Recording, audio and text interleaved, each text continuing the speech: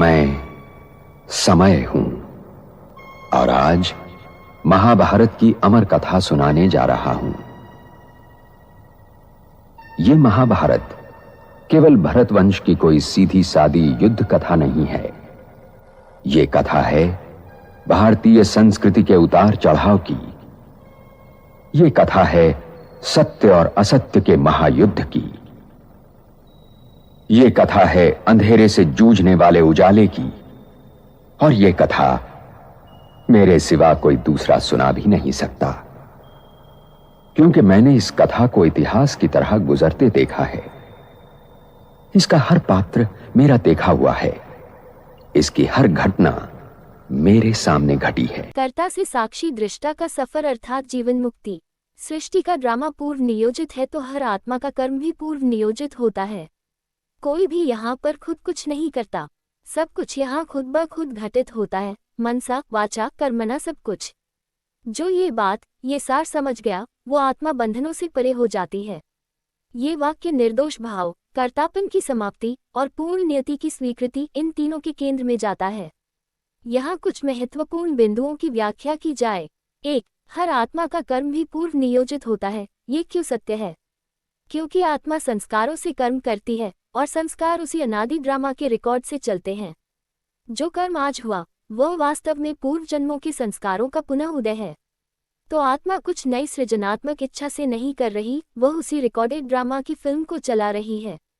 कर्ता भाव मिटे तो आत्मा देखती है सब कुछ हो रहा है, मैं कर नहीं रहा।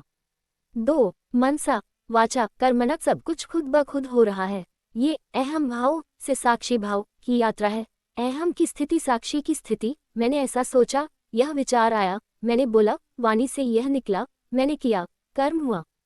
जब आत्मा हैश कर्ता से हैश साक्षी बनती है तब उसे लगता है मैं नहीं, ये ड्रामा है। ये चेतना की पुरानी धुन है जो पुनः बज रही है।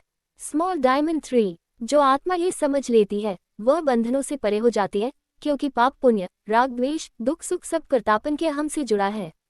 जब आत्मा जान ले कि मैं कुछ करता ही नहीं, सब कुछ योग बल और ड्रामा से हो रहा है, तब वह निंदा स्तुति हानि लाभ दोष श्रेय इन सब से अतीत हो जाती है।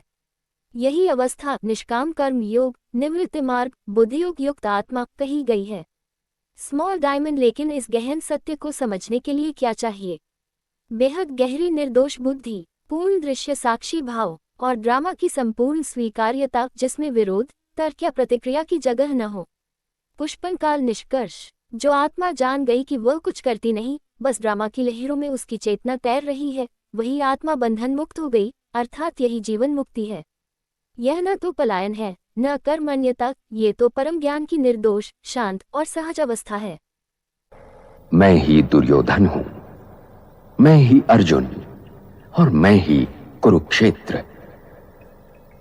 क्योंकि महाभारत बनते बिगड़ते रिश्तों और रिश्तों के आधार और जीवन सागर को मथ कर जीवन के तत्व और सत्य का अमृत काढ़ने की कहानी भी है।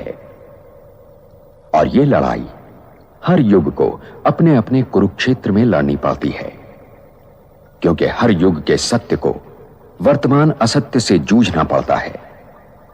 और जब तक मैं हूं, यह महायुद्ध चलता रहेगा और मेरा कोई अंत नहीं। मैं अनंत हूं। इसीलिए यह आवश्यक है कि हर वर्तमान इस कहानी को सुने और गुने, ताकि वो भविष्य के लिए तैयार हो सके।